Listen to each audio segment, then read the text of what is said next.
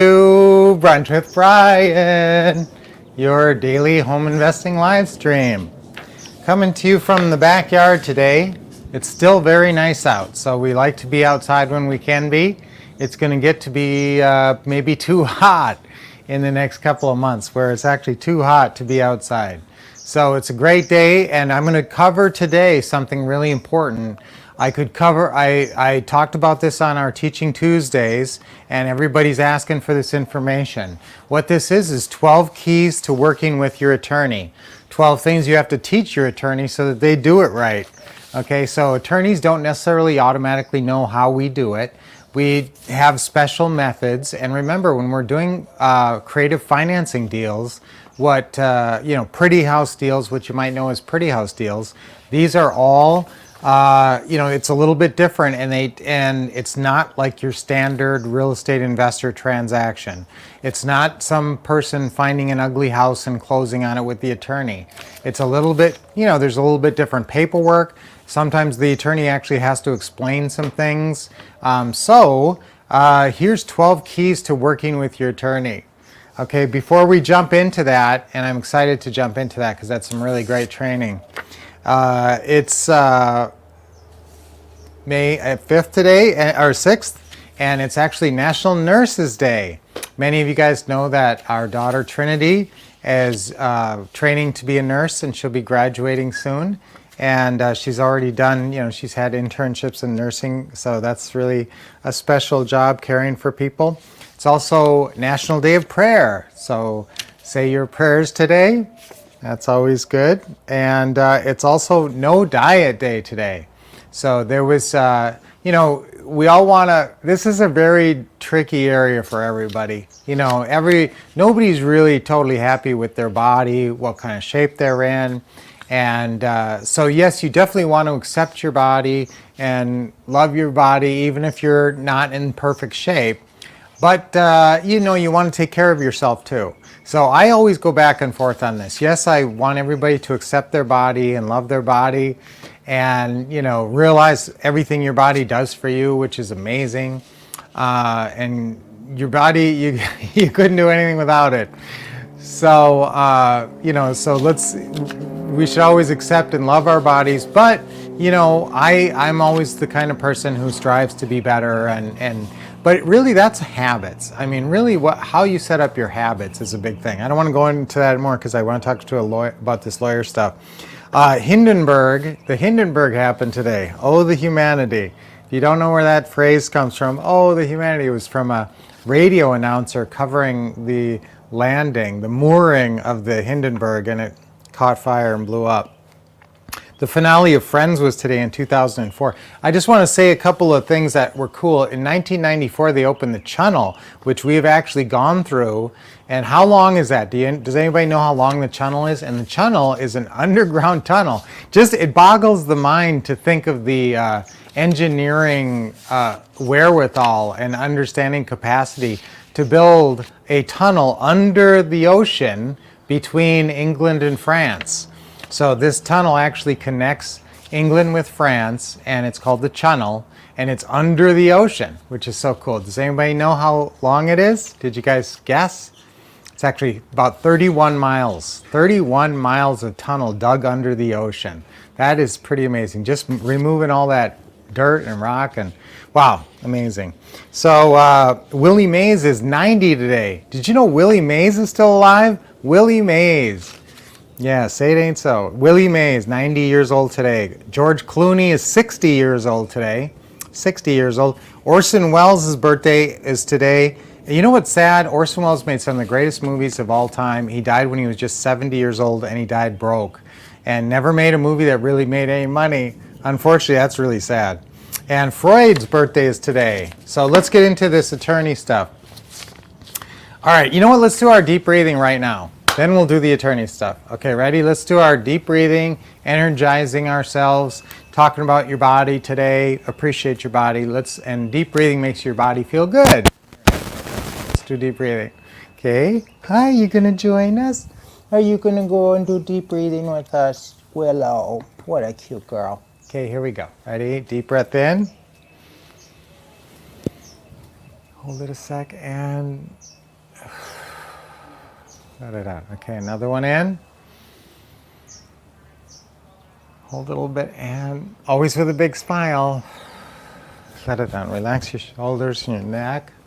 Neck rolls, shoulder rolls. I used to talk about those all the time. Deep breath in. One more. Hold it a sec and big smile and all right, awesome. Let it go. That energizes your body, makes your body feel good. All right, so 12 lessons. These are our 12 keys for working with attorneys, and I'm going to go fast. This could be a whole hour long by itself, and I might actually do a Teaching Tuesday and go more in depth. But I just want you to write these down quick so that when you're working with an attorney, these are things I want you to actually work out in the first meeting with them or the first time they're doing a signing with you. I want you to make sure to get all this stuff worked out. All right, so the first thing is, however you're taking possession. You got to teach your attorney. If you're doing it through land trusts, there's a lot of attorneys who are okay with doing it that way, but they're not familiar with land trusts and they've never done a deal that way. And so I'm not saying screen them out if they aren't familiar with land trusts, but what you got to do?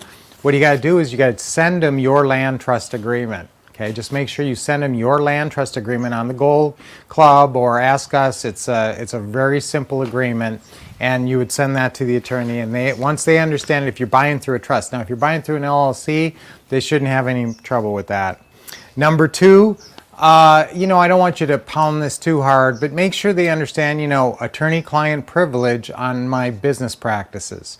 So, if I'm doing a certain kind of deals and I'm doing creative financing and different kind of deals maybe than other investors that you work with are doing, so I don't want you telling everybody what I'm doing. So we have some attorney-client privilege here. So, don't make a big point about it. Don't, drill it into them, but I don't want them talking about what you're doing to all their other clients. And if they work with a bunch of investors, this stuff gets around. Okay, so just make sure you just let them know that don't tell everybody what I'm doing. But number three, here's this kind of flip side of that. I want you to tell them to tell everybody about you. Tell everybody who might be somebody that you could work with. I want referrals from your attorney. I want your attorney to send you referrals. Other investors who, might match up with you and might have properties to sell. Any other person that they know in their practice, anybody who's thinking about buying or selling a house, they should be sending the name to you. So ask for referrals right on number three and tell them. Different attorneys may want to work that differently in terms of how they actually get paid, but you can always just pay them for 2 hours of their time. What do you bill per hour? Okay, let's meet for 2 hours or whatever, okay? Okay, number four,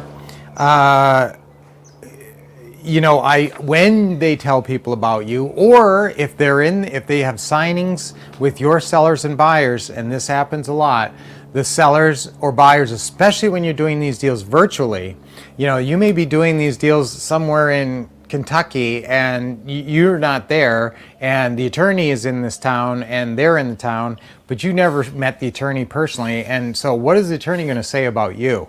So what you do is you make sure you send your real estate investor bio, which I've talked about 100,000 times, your prepared little 3 to 5 line explanation of who you are and why you're credible and why you're likable.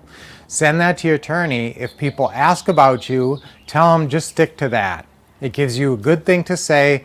Here's what I know about this person. Bang, just tell them the bio. This is all authorized, and then they don't end up saying, well, there's somebody from another state, they're coming in, they called me, and I don't know exactly what they're doing, but no. Just if anybody asks who I am or what they know about me, bam, here's your bio. Okay, that's why you got to have that bio, because that's how you answer questions. Okay, so number 5 is get your clients in fast. Just tell them that, I know time is of an essence in most real estate deals, but really time is of an essence on these deals. If you got a seller who's agreed to do some kind of seller financing and take payments, you don't want somebody to walk in and say, here, I'll pay you more than what it's worth for cash, and have them renege on your deal. So remember, even though they signed the purchase and sale agreement, that's not done. It's not a done deal until they get in there with the attorney and sign the deed over to you. So get those people in fast. If people call for a signing appointment, or I call you and I ask for a signing appointment, can you get them in fast? And when you're pre-screening to find an attorney, that's one of the questions. Basically, the questions, if you were just cold calling to find an attorney, you'd call an attorney and say, are you a real estate attorney? And they probably are already categorized under that. And so you want a real estate attorney, but remember, there's lots of different real estate attorneys. They do commercial, they do they work with developers, so they all have different kind of capacities. So you want somebody who does closings for private investors, small local investors, somebody who can take a buyer or seller through a set of paperwork. And you're going to ask them how fast they can get your people in and how much they charge, okay? All right, hopefully they don't charge more than $500. $500 is kind of the top of what I want you to pay for these closing appointments, and hopefully they can get people in fast. Like once the title is back, clean, within 24 hours or faster. So really get them in fast. Number 6, I don't want a paralegal doing my closings. Nobody in the office, I want you. Okay, so tell the attorney that you don't want other people in there doing these closings. You're paying him for his expertise. Number 7, we have deal meeting scripts that go over specifically the purchase and sale agreement and the lease with option agreement. Even though you've signed this in the home, you're probably going to have your attorney re-sign this paperwork and go through it again with the customer. So they better know what they're talking about. So we have the scripts, and they can use the exact scripts of what we say when we go through the purchase and sale agreement and the lease with option agreement. That's in our new deal meeting section of our what to say and what to do system. So you can go on ourwolfpack.com and access all the scripts for the deal meeting that go through exactly what to say. Number 8, if you need some kind of specific paperwork and you don't have it, I will provide it, okay? And you can revise it if necessary, but I have all the paperwork I need, okay? So you guys have all the paperwork you need. Now, if there is something specific to your state, like there's some kind of disclosure in Montana that you got to get signed, obviously that's going to be a standard form that they're going to have, and they're going to get it done for you. But if there's any form that's not a standard form that they think I need this form, just have them call you and you can provide the form in most cases. Now this is especially true. Okay, these two are kind of related, because number 9 is if there's ever an issue prior to closing, don't call the seller or buyer, call me. Don't call the other party, whether you're dealing with a seller or buyer closing. Call me and we can work it out before we talk to them. Okay, we just had this happen with one of our students where the attorney actually called the seller and said, I don't know how to do this note. Do you guys have an example note? And oh my gosh, he almost messed up the entire deal and blew the deal. So obviously we have notes, sample notes. I can create notes. I used to do all my own notes and deeds and everything in the beginning. So, if you ever need any help on this paperwork, you can call me. I will help you with the paperwork. And I don't want you to blow a deal right at the end when it's just a matter of paperwork, getting the paperwork right. So those two kind of play together. 8, make sure they understand.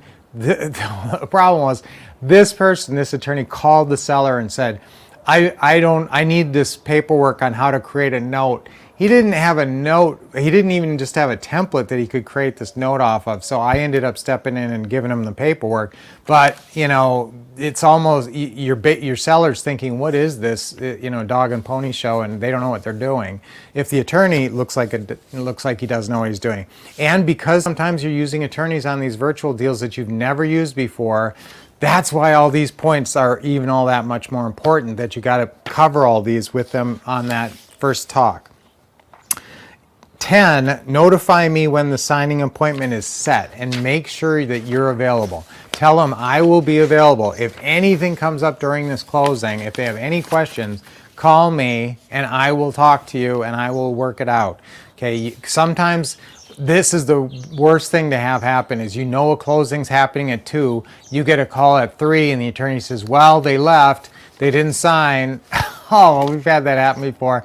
And we could have saved it. We could have called them. I mean, you can get them back in there, but it's a lot harder than just getting it worked out and having them sign it right on the spot. So call me, tell your attorney, call me if anything comes up in signing that you can't completely answer to make them feel comfortable. Don't wait till they leave and then call me and say it didn't work. Okay, so that's really an important one. Two more, guys. Two more on the attorney. These are really key tips. Again, especially if your attorney is not local and not somebody you've worked with before. Okay, if there is some actual issue in the signing, try to deal with it without, no muss, no fuss, I like to say. No fuss, no muss. Try to handle it without calling me, you know, like I said. But call me anytime that something comes up that's you can't handle, because for sure I don't want. Now, number 10 is about before the closing. 11 is at the closing. Number 10, tell them if anything comes up along the way before they come in, call me. Don't call the seller or buyer. After that, at the signing, make sure to let me know when it is and call me if anything comes up wrong. And 12, just call me to let me know when the signings are complete. That's a peace of mind thing, and just your way to track it, make sure everything gets done properly, and quickly follow up if anything is not going right. Okay, so guys, that's really key tips. I know I went a little bit long today, but especially if you're working with a new attorney, these are really key tips. Now, again, if you don't have an attorney and you're just trying to find somebody, and I want you to try to get a referral from somebody from a real estate investing club. There's clubs all over. There's Club by You probably. And if you can get a referral from a club, you know that person already likes working with investors, so that's a plus. If you can't get a referral, yes, you can call right out of the, right off the internet and just get people's names and call them and just ask them, do you work with do you work with local investors? Do you do signings? How much do you charge? How quickly can you get people in? And if those are all acceptable, answers, then you're going to go eventually into this. Now, remember, I don't even really want you calling an attorney until you actually have a deal. That makes you look real. If you're calling them beforehand and just saying, hey, I'm trying to find an attorney, I'm doing some business around here, and they'll ask you some questions, they're pre-screening you too.